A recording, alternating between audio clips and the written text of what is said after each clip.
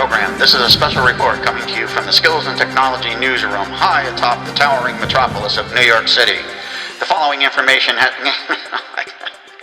Oh my God, I can't really do this for real. Anyway, here you go, Lou. Take it away. Today, working virtual isn't really as big of a deal as it used to be. And I think of times and stories you've told me, Joe, about media and entertainment and producing music and television and all this other stuff. A lot of it was done remotely or had to be broadcast, and there were several different players involved in different locations around the world. So I was wondering, how is it that you can gain productivity when everybody's in a different time zone? What are some of the challenges? Do you have any tips for making it easier? Some real life, frontline experience. I'd love to hear it. Thanks. Yeah. I think this one is definitely I was going to say it's a television thing, but it also drops into music, and it drops into live. So let's go to the simple, which is the simple to explain, not simple to do, is Right. television. And a lot of times when we're doing shows, we have remotes. We have people on locations at different places. Right. It's commonplace now to any show you're watching, other than something that's episodic. Okay, let's cut to so and so who's even news, even if it's in the same town. Yeah. That's a location. That there's a difference there. But when you're changing time zones, then it starts becoming tricky, because if your show goes up at 9 o'clock on the East Coast in the United Right. States, Right. and you're bringing a guest in from the West Coast, Right.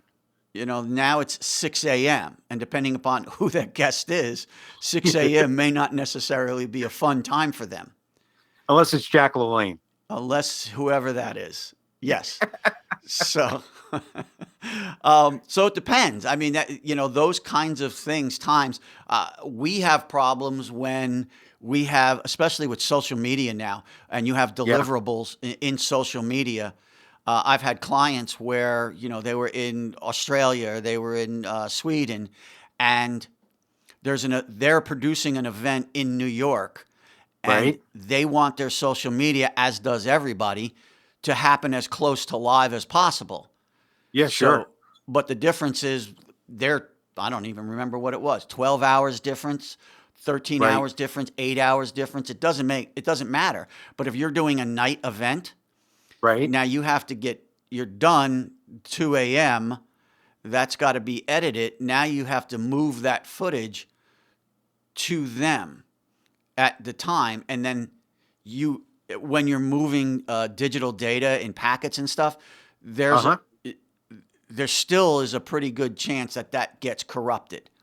Sure. So when sure. you're on the receiving end, if you're close or you're local, you're like, oh yeah, do me a favor, use me Dropbox again. I got it, but it didn't work. It looks corrupt. Blah blah blah blah blah blah blah. Something. Not yelling at Dropbox. It happens to every data transport company. Yeah, sure. But what happens is when you have an 8-hour swing, Right. they're expecting their news cycle to kick off at 7 a.m. Right. So your reloading of that now, everything changes, because you can't change your event and they can't Right. change their airtime. So Yeah. you compact your time, so there is a very little room for error when you're doing that. So that's the difference Yeah. between them and doing something else. That's when I said let's go to music. Does the same thing, because let's go with a live event of music. Sure.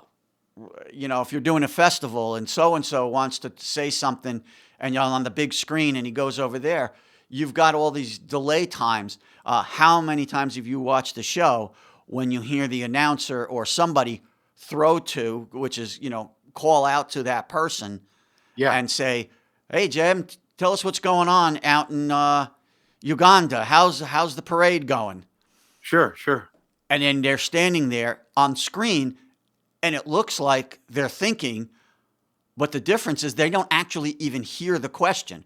There's a long delay. Yeah. And that's part of the whole transmission problems.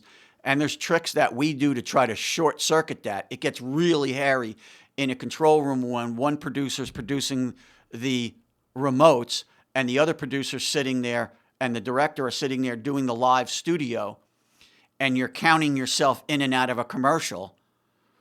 They're at 10, I start at 16, and we're both counting live, and everybody's hearing these different counts. But Right. it's so that when we get to the point of go, we kind of circumvent that delay. But no matter what, it's not easy, and it continues to happen, and I don't know how you're going to ever get around time zone until they just make it one time zone across the whole globe. So it's fair to say then that timing is extremely important in being productive in different time zones. Yeah, that's a great way to say it. Thanks, buddy. We got a whole bunch of other little shorts, Faro Bites, at ferrocity.com. Check them out. Joe, thanks a lot, pal. Appreciate it. You got it, cuz. Bye-bye. Thanks for listening to today's show. We've got some really exciting online courses coming up on ferrocity.com. See for yourself the exclusive details at ferrocity.com and make sure you get on board for early notification of class openings, enrollment opportunities, and founding member benefits. Details at ferrocity.com.